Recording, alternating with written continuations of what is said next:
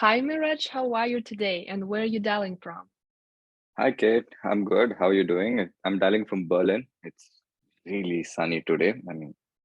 Yeah, but Really, Berlin's I been think great. I'm just a couple of thousand kilometers away because I'm in Poland and it's Yeah. been raining a whole week here.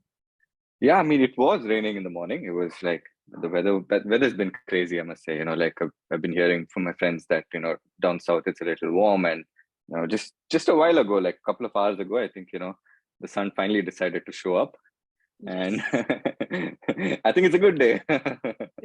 Absolutely. Oh, well, thank you so much for joining my hot seat session, where the purpose is to help companies all over the world to address their blind spots and gain competitive edge with the help of our wonderful mentors. So, first of all, I'd like to know about you and your expertise. Wow, thank you so much. I'm glad that I could be here. So like I said, my name is Miraj. You can also call me Mirage, like the illusion. I wear multiple hats, but at the core, I call myself as a problem solver. My eyes and mind get stuck at problems like it's some sort of eye candy or bling. And this has been like it since I was 10 years old. When I was 10, I could visualize solutions to problems in products, services, and society in general, right? Like I would design these solutions in my head, or like empathize with some people that I see that have a specific problem, and see how I can like come up with some really cool solution out there.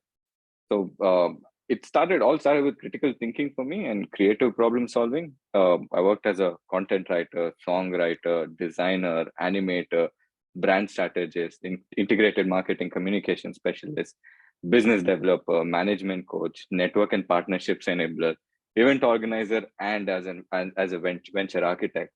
So it's a lot of things that I've done over the years, and I realize this comes down from this need to being able to solve problem, right? So I worked on a lot of commercial and corporate projects for multiple organizations. And today I mostly specialize in supporting enterprise clients or investment focused firms in general. I'm approached mostly for brand marketing strategy projects, and then I get retained for my diverse skill set as I addressed previously. So that's a little about my professional side, but personally, I love pursuing creative endeavors. Like I love designing, I love writing stuff up. I also love cooking because I feel like I can bring in some of my creative juices into creating something new. And anything that stimulates my mind. When I'm not working, I'm fascinated about consumer behavior and psychology. Keep talking about this with my friends and peers as well. It all stems from this part where I think like it comes to my educational background as well. Like when I was growing up, schools was not really a thing to me. I was a smart kid, but I felt schools were slowing me down. I liked the natural education I was getting from the streets, experiences from different people. So even during my bachelor's in animation and VFX, I spent a lot of time working on projects for clients and friends. Like I used to pick up people who work as clients or who need specific problems that solved.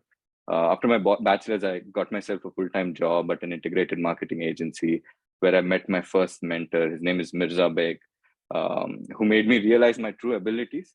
And this catapulted me in my formidable years as well. After that, I freelance consulted independently until I finally decided to, that it was time for my, take my second mentor's advice to understand the business of design or creative industries in general. So that's when I moved to Germany, Berlin, to pursue an MBA program with a specialization in luxury and international business. This was mostly to give me that, okay, I understood how businesses function and I understood how my skill sets could help businesses. Then I wanted to just see, like, okay, you got the practical knowledge, let's see what the academics are brewing up there, right? Um, so here in Germany, I met a lot of amazing people, also during COVID. So most of things are also online. So it wasn't just Germany, but, I made a global network from there, which elevated me into, being a future focused, so potential leader, with skill sets that solve business problems, while mostly understanding and keeping consumer behavior at the core, because, everything is about people for me. And through my work, I'd love to enable people and communities I hope that, I know it's an elaborate one, but I wanted to give you the best.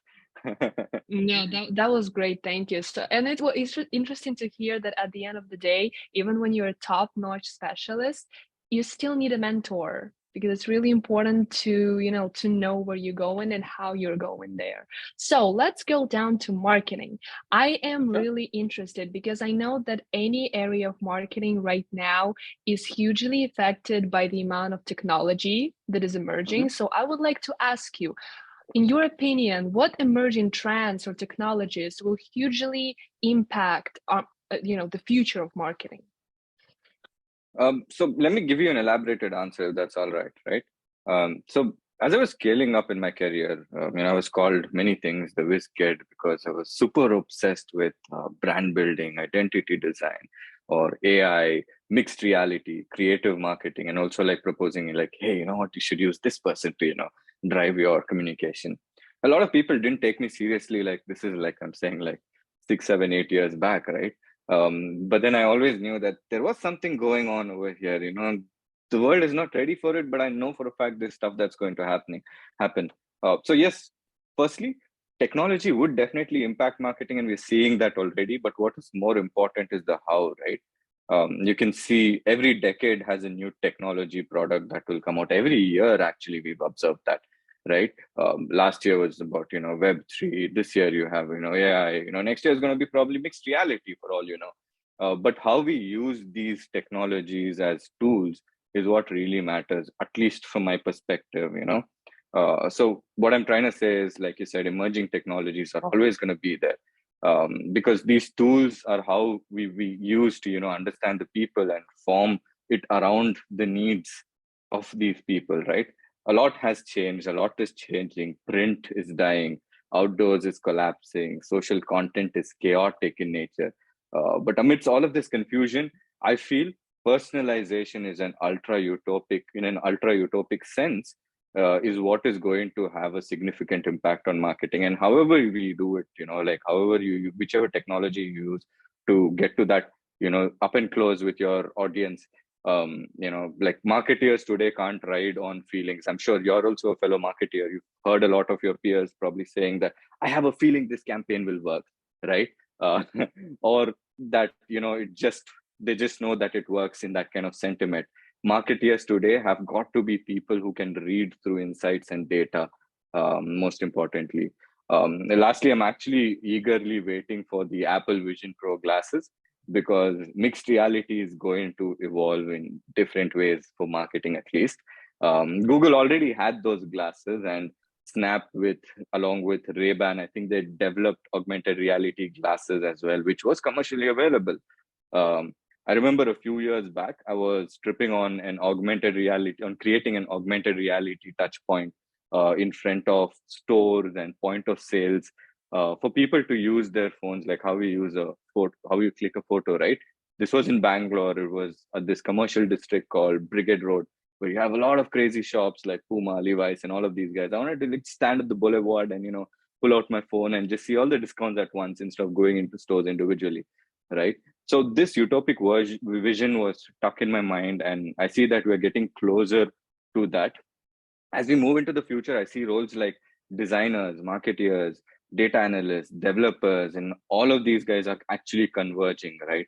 These roles are converging, like being a generalist with specialist skills in multi domains, with understanding, actually adapting technology as it goes, like a piece of gear on your armor, if I must put it that way, will let you have an upper hand in developing Yes, or it's not creating. going to. A lot of people are scared that it's going to replace them as specialists, but I think it's just going to be a tool that you need to learn how to use to be successful. Absolutely. Exactly. That's how, I think it's going to have a significant impact in the future of marketing. Not about, don't be afraid about, like AI taking your job over. Learn about how you can use AI or AR or any other such technologies that are going to come up, to make your life better. To give you food for thought before I end it up, obviously now we see AI. Maybe, in a few years, you'll have real life size robots walking around you. I've already made my plan. If I'm going to buy like close to around 10, 15 robots that do fully function, like, and I'm going to put them to task. Like, I'm going to be like, hey, you know what, let's start a grocery delivery services for, senior citizens. And, I send my robots to pick these up and come in like that, like multiple things, like labor driven things, so to say. But yeah, jokes apart, but I hope you get the point. Absolutely. Absolutely. So, this is like a good side of marketing and how it's going to be combined with trends. But first of Yeah. all, let's identify the problem. From your, vast experience, what are some common mistakes that businesses make when it comes to their marketing efforts, whether it's brand identity, digital marketing, anything? Um, I in fact, like, I organize these pitch event series with my colleague Jamal, and I keep telling, a lot of people who come to pitch with us. So you see, marketing to me is simply communicating needs to the audiences that you or I focus on, right? It's not about any big gimmick. A lot of us have this weird feeling that we all know what people want, which is okay. We all have our experiences helping us decide that. I feel when a business idea is conceptualized, business owners directly jump into dreaming on their million or billion bucks, right? What they miss is if the product or idea is really a need. You can jump on social media, create dozens of posts every day, listen to those gurus, videos, or send spam emails, or even spend, right, and flex your muscles to buy media spots and media spaces. It won't matter if I'm your audience and you spent a good purse but on me, but what if I don't use it at all? What if I don't like your product, or it doesn't help me solve my problem, most importantly? Now with chat GPT 2, yes, we have the autonomy, or like non-traditional marketeers or non-traditional creatives have that autonomy to do tasks on their own. But I'm seeing a lot of generic content or gurus talking about how content marketing gives them tons of following, but they're not really seeing the strategy part of it, right? I think understanding, and the strategy stems from, like that desire context, right? Like you got to ask your customers, what do you truly desire? Marketing today is like being on Tinder. Unless you have a great proposition, you won't get matched. You have to spend to find your diamond in the dust, in words to say. I hope Match.com doesn't sue me for that. You can choose if you want to be a one-hit wonder, or if you want to be retained to create those beautiful experiences. And now you know what I mean by one hit wonder and retention. Brands are also like this. You can pull one or two stunts, guerrilla marketing, or like big shout out by an influencer, and all that is possible. But then there's also chances that you can be forgotten, right? Or you know or what you do is you connect with your targeted audience in such a way that creates long lasting brand experiences. A simple example would be, the current conversation behind, I'm not going to get into the controversy of it, but current conversation behind Twitter and X.com, right? It's a big stunt that is happening. But what about the equity of the brand? What about that, the thing that was created, experience that was created around its audiences? So I think, like, you got to be very conscious when you're targeting your audiences, because you rub them off wrong, you're going to lose them, and maybe you will gain them again. That's the nature of the game, right? So I feel that learn how to communicate simply, like learn what the problems are. And I think this is what I feel a lot of people make mistakes in. They don't understand what the person really wants, jump into the game and just try to do it their way. So they're pretty much like product centered, not like customer centered. They need to think about the customer and their needs. I've seen that, like, when I was working with a lot of organizations or startups also in nature, like founders, you have some brilliant, charismatic visionaries, right? Who know like that, who basically, can talk to you about your product. But what they see is they're self-obsessed. Most of them end up being so self-obsessed or self-centered around, hey, I face this problem.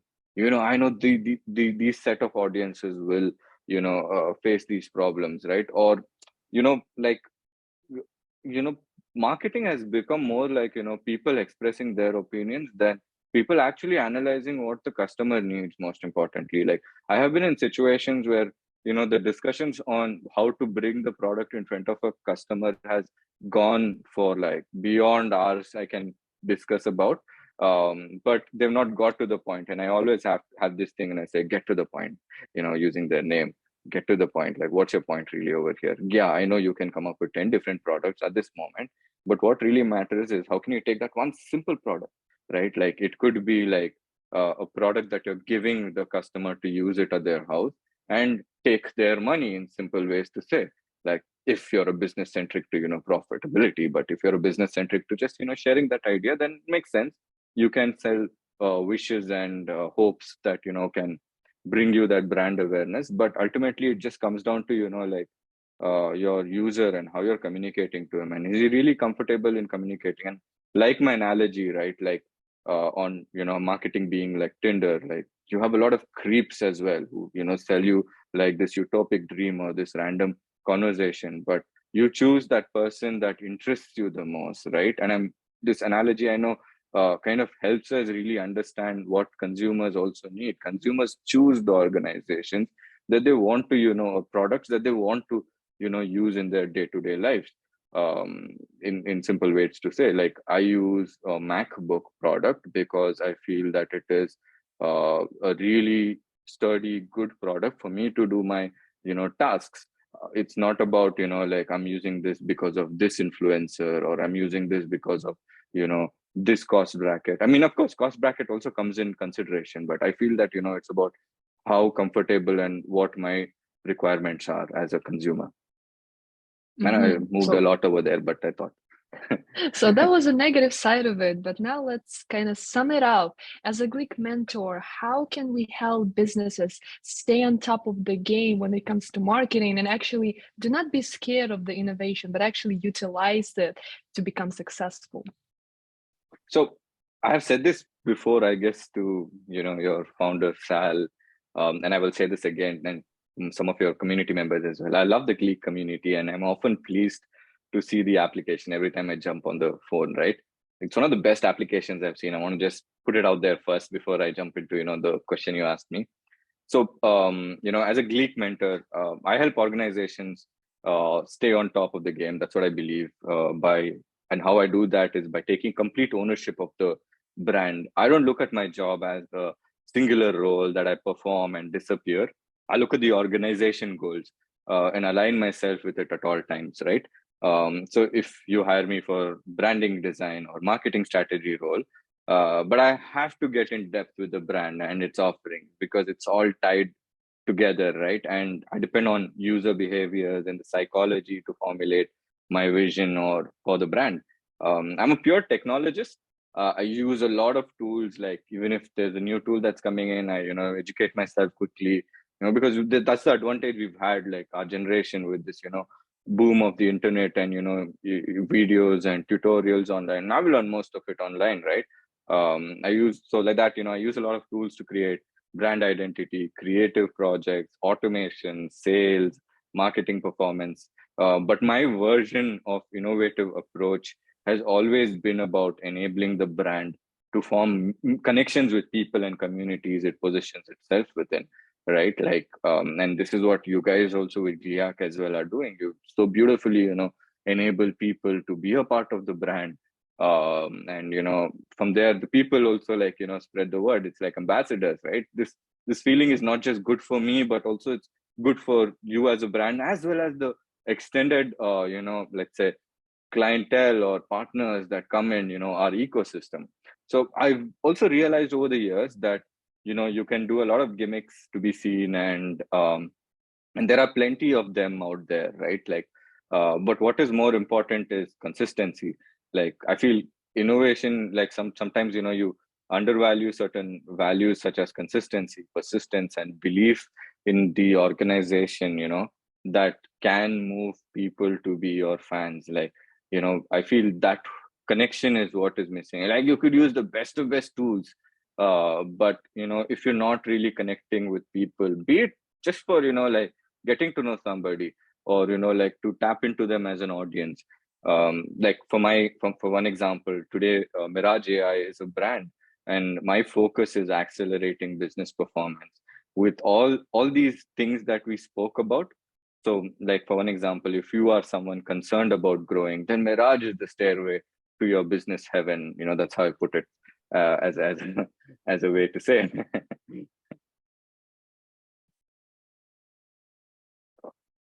I hope that answers your question.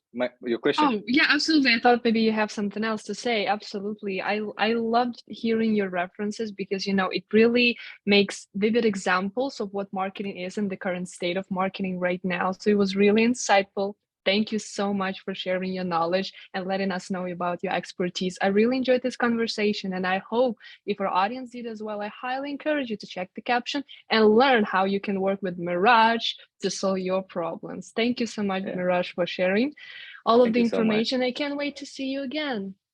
Yeah, same here, Thriving Kate. in Thank you our so much. community. Yes, we will. We will.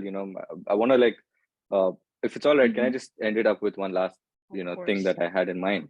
Like, talking about future of marketing. I know it's overwhelming. We've got a lot of things happening. I know a lot of single self-employed or freelancers, or also, large organizations, SMEs, trying to, figure this tech rush that's happening.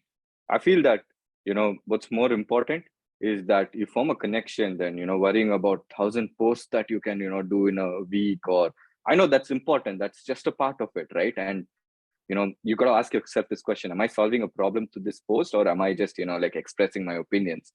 And I feel that it's always helped me this, the more connections I make. And this is also what we're doing at Gleek, right? Like I got to meet so many lovely people all across the world, on my onboarding call, or through other sessions that you guys have organized. So that's something that's essential. Like, if I could just like I could have just skipped this call, or we wouldn't have done this, right? But what we're doing right now is most importantly connecting. I got to know Kate today, and things evolve like that in the future. So I feel build connections, that's all that matters to the future of marketing. And of course, tools are going to help you out. Yeah. Absolutely. These were the best closing words. Thank you. Thank you. I hope to be a good closer. Absolutely. Again, thank you and have a great day. Have a You great too. sunny day in You too. You Berlin. have a great day, and see you. Bye. Bye.